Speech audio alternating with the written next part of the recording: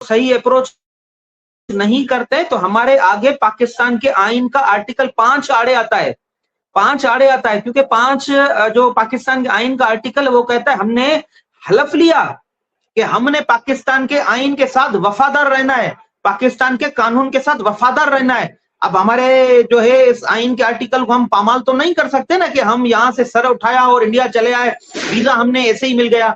भाई ऐसा होता है कि पहले हमने अपने कॉन्स्टिट्यूशन को देखना होता है, हमारे कानून को देखना होता है, कानून के इदारे जो हैं हमने उनको देखना होता है, उनके साथ कम्युनिकेशन करनी होती है, फिर उन इदारों को अपने डोमेन में जाके काम करना होता है। तो 8 सितंबर से हम अपना काम कर रहे हैं, इदारे अपना काम कर रहे हैं, उनको करने दें।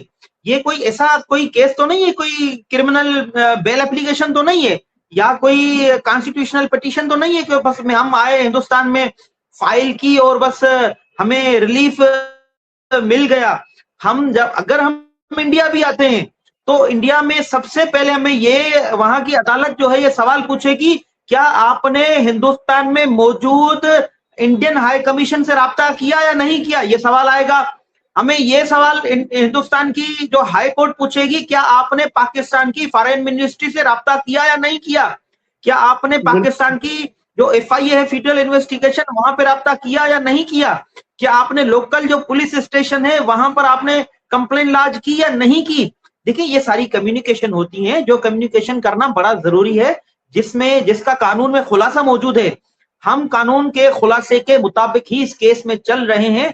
यकीन करें जितने भी लोग इस केस को देखते हैं, चाहे हिंदुस्तानी हो पाकिस्तानी हो, दुनिया भर में जितने भी लोग हैं, मैं उनकी सेंटिमेंट्स की कदर करता हूं, उनके एहसासात की कदर करता हूं। मुझे यकीन है कि वो इस केस के लिए बड़ा परेशान है, क्योंकि वो अपना ये देखना चाहते हैं कि जो बच्चे हैं जल्द से जल्द अपने वालिद को मिल जाएं। मैं उनकी एहसासात की कदर करता हूं, सेंटिमेंट्स की कदर करता हूं, लेकिन क्योंकि यहाँ के मामलात कुछ और हैं, हिंदुस्तान के मामलात कुछ और हैं, दोनों के कवानीन में फर्क है, और यहाँ पर औरत मौजूद नहीं है, बच्चे पाकिस्तान में मौजूद नहीं है, किसी और मुल्क चले गए, इसलिए हमने यहाँ पे पाकिस्तान में जो भी यहाँ पे जो कानूनी जो पेचीदगी है, दुश्वारियां हैं, वो हमने पुर करनी है। हमारा जो केस था वो 90% हमने यहाँ पर पाकिस्तान के कानून के मुताबिक हमने हल कर दिया है। जिस इदारे को हमने अप्रोच करना था हमने किया, जिस कानून के आइन के आर्टिकल के तहत हमने अप्रोच करना था वो हमने किया, जिस क्रिमिनल प्रोसीजर कोड के तहत हमने वो एप्लीकेशंस मूव करनी थी हमने वो की, हमने लोकल पुलिस स्टेशन को अप्रोच करना था वो हमने किया, हमने लोकल जुरिसडिक्शन के जो सुपरिटेंडेंट ऑफ पुलिस होता है जिसको हम SSP कहते हैं, at the same designation India में डिप्टी कमिश्नर पुलिस कहते हैं, हमने उसको अप्रोच करना था हमने किया, हमने FIA को अप्रोच करना था हमने किया, उसके बाद हमने फॉरेन मिनिस्ट्री को अप्रोच करना था हमने किया, इंडियन एम्बेसी से हमने जो है हाई कमीशन से कम्युनिकेशन करनी थी वो हमने की, और भी जो दीगर इन्वेस्टिगेशन एजेंसीज थी हमने उनसे राब्ता किया है, राब्ता चल रहा है, इदारे अपनी इन्वेस्टिगेशन कर रहे हैं। फैसिलिटेटर जो पाकिस्तान में जिन्होंने फैसिलिटेट किया सीमा को, उनके वो पीछे लगे हुए, उनमें से काफी मफरूर हो चुके हैं, जिसमें शाहिद रिंद और दीगर शामिल है, वो स्टेट एजेंसी वाला शामिल है। यकीन रखे तमाम हिंदुस्तानी, यकीन रखे तमाम पाकिस्तानी, ये केस सही सिमत में जा रहा है।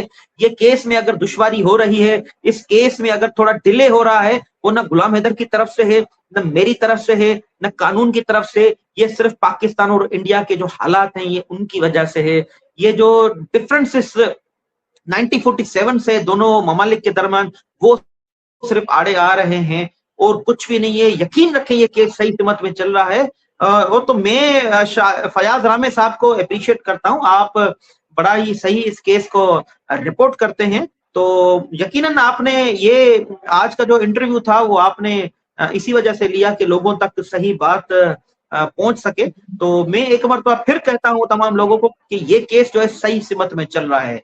फयाज बिल्कुल, मैं तो बतौर वकील, ये नहीं कि आप मेरे साथ बैठे हुए हैं, ऑनेस्टली बात है कि हम चीजों को ऑब्जर्व कर रहे होते हैं। यहाँ पे पाकिस्तान में सिर्फ अगर देखें आप, एक सिंपल आपने मोबाइल चोरी का मुकदमा दर्ज करवाना हो तो उसके लिए भी एक प्रोसीजर है, और ये तो एक ह्यूमन ट्रैफिकिंग का मामला है और 2 ममालिक जो है उसमें ये मामला चल रहा है, बल्कि 3 से 4 ममालिक के कवानीन इस खातून ने तोड़े हैं।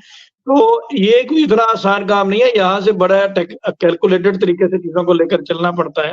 अच्छा सर, मेरा आपसे ये सवाल है कि जिस तरह से हम देखते हैं अक्सर वीडियोस में कि गुलाम हैदर के जो बच्चे हैं, सीमा हैदर उनको डांस सिखा रही है या उनको अब्यूज कर रही है। कुछ वीडियोस में देखा कि वो जो सचिन है वो बच्चों के साथ नाजेबा हरकत भी कर रहा है बच्ची के साथ। तो ऐसी सूरत में फॉर द टाइम बिंग बच्चों को सेव करने के लिए, जैसे हमारे यहाँ पे चाइल्ड प्रोटेक्शन ब्यूरो है, कोई थर्ड पर्सन कोई पिटीशन वहां पे मूव कर सकता है भारत में? जैसे कोई ह्यूमन राइट्स एनजीओ होगी, जैसे यूनिसेफ है, या इस तरह की किसी एनजीओ से आपका राब्ता हुआ है? देखिए, इस हवाले से बिल्कुल हो सकती है। इंडिया में चाइल्ड प्रोटेक्शन पर काम करने वाली काफी ऑर्गेनाइजेशंस हैं, गवर्नमेंट और सेमी गवर्नमेंट, जो यूनाइटेड नेशन के जो चाइल्ड राइट है उसकी ट्रीटी के तहत वो काम कर रही हैं। तो उस हवाले से बिल्कुल ये हो सकता है। तो मैं फिर तमाम हिंदुस्तानी जितने देखने वाले हैं उनको मैं कहूंगा कि आप हिंदुस्तान के आइन के आर्टिकल 21, मैं जो बात करता हूं कानून के जो शकें होती हैं उनके तहत ही बात करता हूं। आप हिंदुस्तान के आइन के आर्टिकल 21 को आप मुलाहिजा फरमाएं और उसके साथ आप universal declaration of human rights के आर्टिकल 3 को मुलाहिजा फरमाएं। इन दोनों आर्टिकल्स को आप मद्देनजर रखते हुए कोई भी एक सिटीजन ऑफ इंडिया का कोई भी एक सिटीजन जो है एक एप्लीकेशन जो मूव कर सकता है, कॉन्स्टिट्यूशनल पिटीशन फाइल कर सकता है। रिलेवेंट जो कोर्ट है, अहमदाबाद शायद हाई कोर्ट है, वहां पर रिट पिटीशन फाइल कर सकता है। तो रिट पिटीशन फाइल करते हुए उसमें ये वो प्रे कर सकता है कि बच्चे जो हैं वो गैर मुहर्रम के साथ रह रहे हैं। ये जो है according to the injunction of Islam जो है वो अगेंस्ट है। और बच्चे जो हैं वो तालीम के बगैर जिंदगी गुजार रहे हैं, बच्चों की सेहत के मामलात हैं, हाइजीन के मामलात हैं। तो हुकूमत को ये चाहिए कि बच्चों को तहवील में लिया जाए सेफ कस्टडी के, जहां पर बच्चों की तालीम भी सही तरह से हो सके, बच्चों पर चेक एंड बैलेंस हो और सेहत के मामला भी वहां पे ठीक हो। तो मैं ये बार बार मैं कह भी चुका हूं और रिक्वेस्ट भी कर चुके हैं हम, मोदी सरकार जो है, उत्तर प्रदेश की जो चीफ मिनिस्टर हैं योगी आदित्यनाथ साहब, हम उसको भी रिक्वेस्ट कर चुके हैं जब तक ये मामला अदालत के थ्रू हल हो तब तक ये मैटर सबजुडाइज नहीं है बच्चों की तहवील का मामला।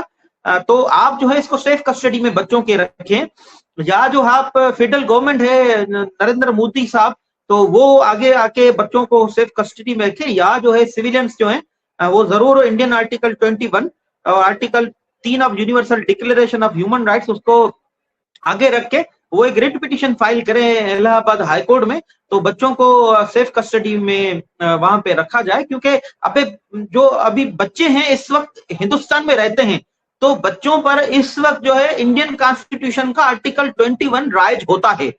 तो मेरी ये गुजारिश है हिंदुस्तानियों से, वो भी इस केस में पार्टिसिपेट करते हुए आगे आए और एक रिट पिटीशन फाइल करें। जब तक हमारे मामला हल नहीं हो जाते, हमें कोई हिंदुस्तान का वीजा मिल जाता है तो फिर तो हम हिंदुस्तान में होंगे इंशाल्लाह, तो फिर मामला देख लेंगे। जब तक हम नहीं आते, मामला यहाँ से क्लियर नहीं होते, तब तक तो आप जरूर इस केस में आगे आए। बिल्कुल सही बात है सर, नीचे बहुत सारे लोग आपको इस बात को अप्रिशिएट भी कर रहे हैं। मेरे पास 3 क्वेश्चन आपसे और हैं, फिर उसके बाद इसको एंड करेंगे। ये कि इसमें एपी सिंह ने सर एक पिटीशन डाली हुई है, एक तो ह्यूमैनिटेरियन काज के ऊपर डाली हुई है कि जी मर्सी पिटीशन डाली हुई है कि शरीयत दे दी है। साथ ही उसने एक रिफ्यूजी स्टेटस हासिल करने के लिए पिटीशन डाली हुई है। अगर सीमा हैदर का जैसा कि सुनने में आ रहा है कि वो प्रेग्नेंट है, कोई बच्चा वहां पे पैदा हो जाता है, तो ऐसी सूरत में इसको कोई सिटीजनशिप मिल सकती है या कोई रिफ्यूजी स्टेटस मिल सकता है भारत में, या फिर भी मुमकिन नहीं होगा? जी देखिए, ऐसा मुमकिन नहीं है। पहली बात ये है कि हमारे भी सोर्सेस हैं रघुपुरा में और उन मीणा कम्युनिटी में और ग्रेटर नोएडा में ऐसी जो रूमर्स जरूर हैं कि सीमा प्रेग्नेंट है, लेकिन हमारी इतलात के मुताबिक अब तक कि सीमा प्रेग्नेंट नहीं है। हो भी सकता है, ये बात गलत भी हो सकती है, लेकिन ये वक्त ही बताएगा।